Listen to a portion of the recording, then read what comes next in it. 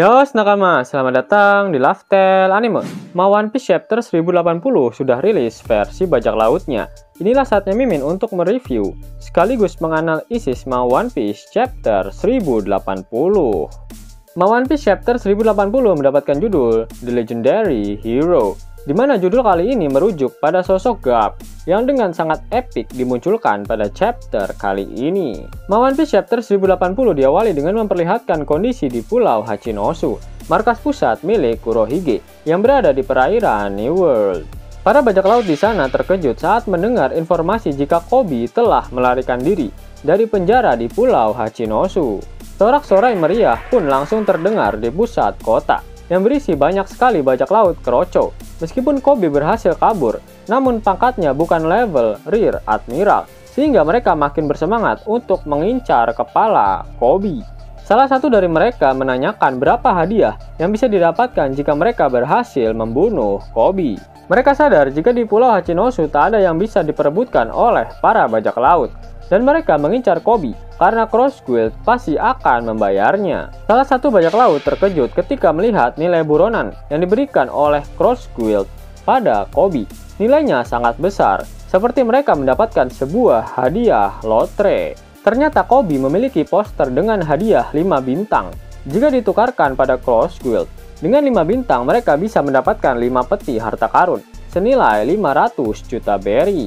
Itu artinya satu bintang dihargai sebesar 100 juta berry. Para bajak laut makin girang, karena biasanya angkatan laut berpangkat kapten hanya dihargai sebesar 1 bintang saja. Dan kemudian memperlihatkan tengkorak raksasa dari Pulau Hachinosu yang berbicara. Tengkorak itu berkata saat ini bagian sebelah kiri dadanya terasa geli. Bagian yang geli tadi ternyata adalah tempat di mana para budak ditahan sebelum mereka dijual. Tengkorak itu merasa para budak tersebut sedang mencoba untuk melarikan diri. Ternyata yang membuat tengkorak raksasa itu berbicara adalah kekuatan milik Avalo Pizarro. Para bajak laut Kroco meminta persetujuan dari Pizarro. Apakah mereka bisa berburu sesuai keinginan mereka? Pizarro marah karena melihat perilaku barbar dari para bajak laut Kroco. Dia ingin mereka bisa menangkap Koby hidup-hidup, dan Pizarro akan memberitahukan pada Teach mengenai kekacauan saat ini. Di belakang tengkorak, para tahanan tampak kebingungan ketika melihat tengkorak raksasa tersebut dapat berbicara. Koby pun diperlihatkan dengan kondisi masih terborgol. Koby terlihat panik karena para bajak laut berhasil menemukan keberadaan mereka saat ini, dan Koby meminta para budak untuk bergegas pergi dari tempat tersebut. Para tahanan mengucapkan terima kasih kepada Kapten Koby karena seharusnya dia bisa melarikan diri tanpa mereka. Namun Koby malah memilih untuk menyelamatkan para tahanan. Koby lalu memutuskan untuk menjadikan dirinya sebagai umpan, agar para tahanan dapat melarikan diri dengan lebih mudah. Para tahanan menyemangati Koby, dan salah satu dari mereka berkata jika Koby adalah sosok orang yang benar-benar suci. Dan kemudian memperlihatkan bagian dalam dari tengkorak Pulau Hachinosu. Shiryu of the Rain, pemakan buah iblis Clear Fruit. Sang manusia tak terlihat. Dia berkata seharusnya Pizarro bisa menangkapnya dengan mudah. Corrupt King Avalo Pizarro, pemakan buah iblis Island Fruit. Sang manusia pulau. Pizarro menjawab jika nanti dia pasti akan menangkapnya. Teach berkata jika Koby adalah sosok yang menyebalkan. Dia dan para tahanan yang lain telah merusak beberapa tempat di pulau ini. Di sisi lain, terlihat seseorang yang sedang menaiki gelembung. Dia ingin membereskan semuanya. Ternyata sosok itu adalah Vasco Shot. Dan Pizarro bertanya apa yang ingin dilakukan olehnya. Heavy Drinker Vasco Shot, pemakan buah iblis Gluk Fruit. Sang manusia miras oplosan. Vasco Shot ternyata berniat untuk membakar seluruh kota, sehingga para tahanan tersebut tak dapat melarikan diri. Avalo Pizarro meminta Vasco Shot untuk menghilangkan gelembung-gelembung tersebut. Jika tidak, hal itu dapat memicu kebakaran hebat nantinya, dan Kurohige pasti akan sangat marah besar. Ternyata gelembung itu adalah gelembung miras oplosan, yang dibuat menggunakan kekuatan buah iblis milik Vasco Shot. Pizarro terlihat sangat menjaga keutuhan dari Pulau Hachinosu, apalagi dia baru saja menyelesaikan perbaikan dari Rocky Port. Ternyata Rocky Port adalah bagian dari Pulau Hachinosu. Vasco Shot lantas meminta Pizarro untuk memberikan tugas penangkapan ini pada San Juan Wolf. Pizarro menjawab jika meminta tolong pada Wolf tak akan ada gunanya. The Giant Colossal Battleship. San Juan Wolf memakan buah iblis Giant Fruit, sang makhluk super raksasa. Diperlihatkan sosok San Juan Wolf yang sedang tertidur. Scene kemudian berpindah. Para bajak laut Kroco berhasil menemukan keberadaan dari Koby. Namun Koby harus terus berlari untuk menjauh dari mereka. Karena saat ini dia sedang menjadi umpan. Sehingga dia hanya bisa terus berlari setidaknya sampai para tahanan dapat berlayar ke lautan. Diperlihatkan sebuah kilas balik yang terjadi antara Koby dan Kurohige. Kurohige berkata jika dia ingin menjadikan Pulau Hachinosu sebagai sebuah negara yang diakui oleh pemerintah dunia. Ternyata Teach ingin menjadi seorang raja dari negara Hachinosu, Raja Blackbeard.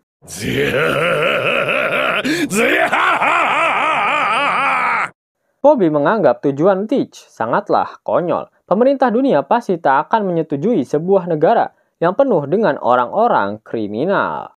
Teach kesal karena perkataan Koby seperti telah menghancurkan impiannya. Teach berniat untuk menjadikan Koby sebagai alat negosiasi.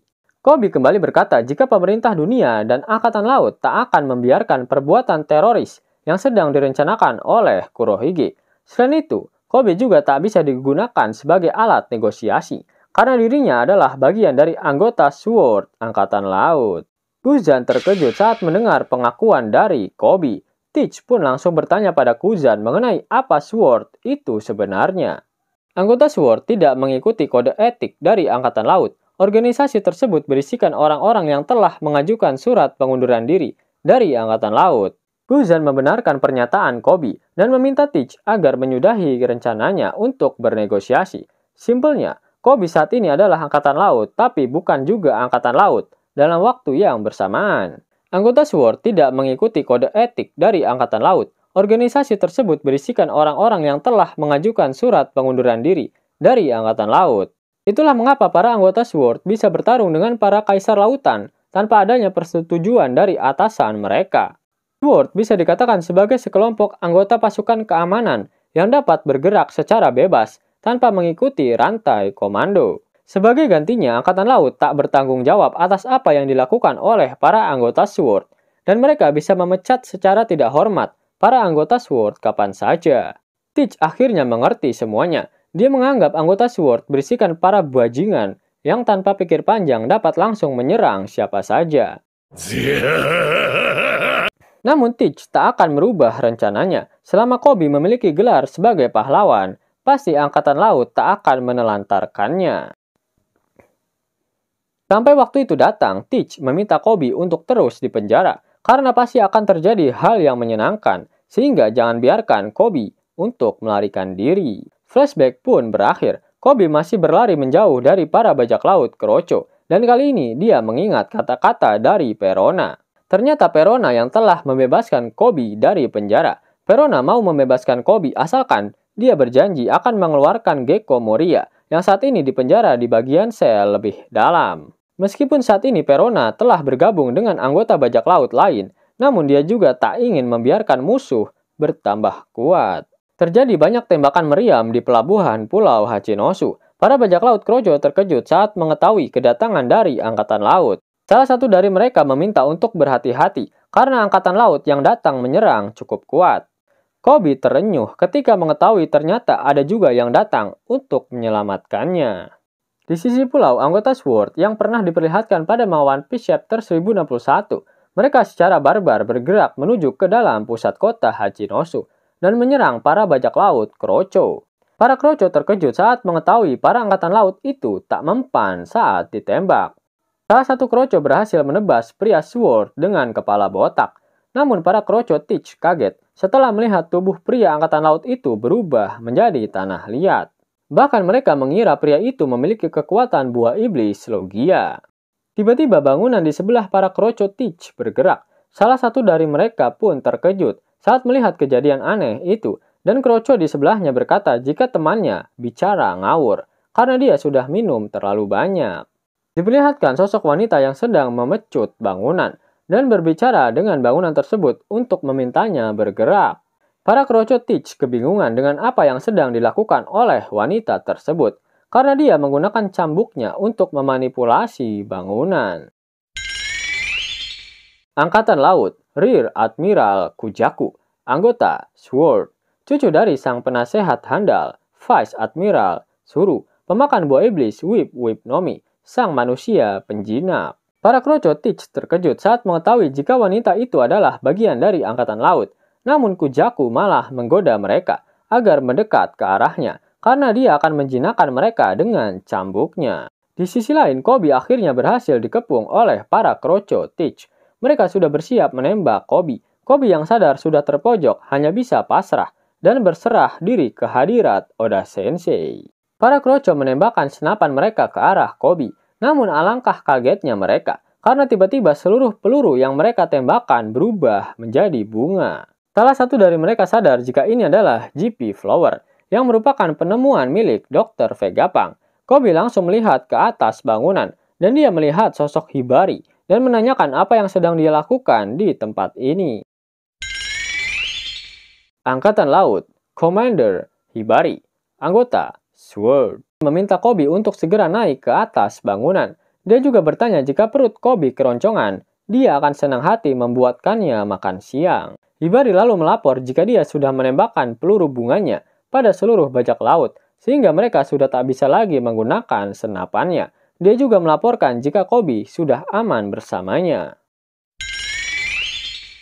Angkatan Laut, Rear Admiral Prince Grus, anggota SWORD, pemakan buah iblis Gu Fruit, sang manusia tanah liat.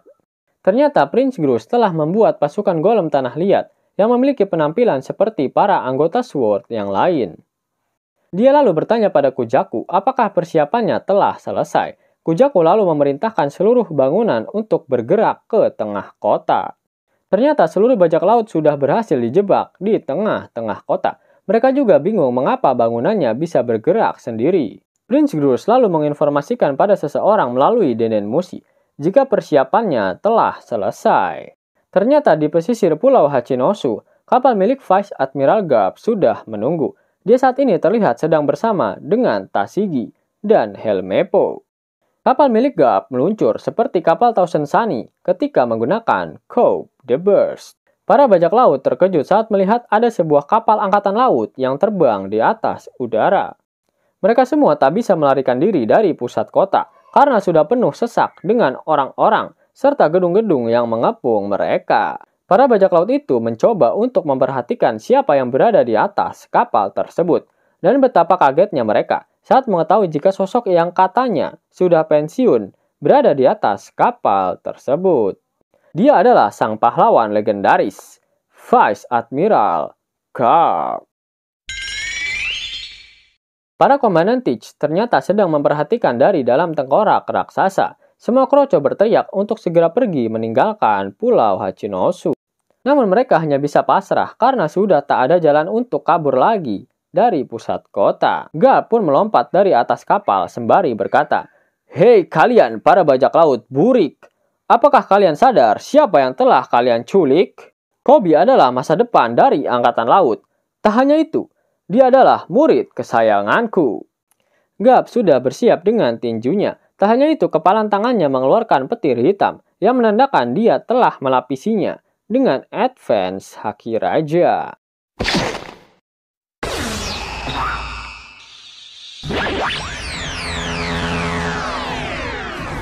Galaxy Impacto.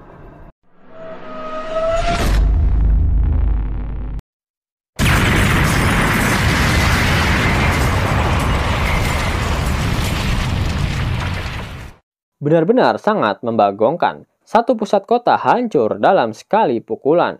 Bahkan Garp tak menyentuh tanah untuk menghancurkan semuanya. Diperlihatkan skala dari shockwave yang dihasilkan benar-benar sangat besar. Apakah Garp bisa dinobatkan sebagai pemilik haki raja terkuat untuk saat ini? Skalanya hampir mirip seperti serangan Im Sama yang menghancurkan kerajaan Lulusia dalam sekali serangan, di mana saat itu Im Sama menggunakan 16 sinar laser. Coba bayangkan jika Garp menggunakan teknik pukulan Gatling Gun. Pasti hancur lebur tak bersisa markas dari Kurohige. Yos nakama, itulah video review untuk One Piece chapter 1080. Jika nakama menyukai video ini, jangan lupa klik like, share, dan subscribe channel ini ya, agar nakama semua tak ketinggalan info menarik seputar One Piece. Arigato.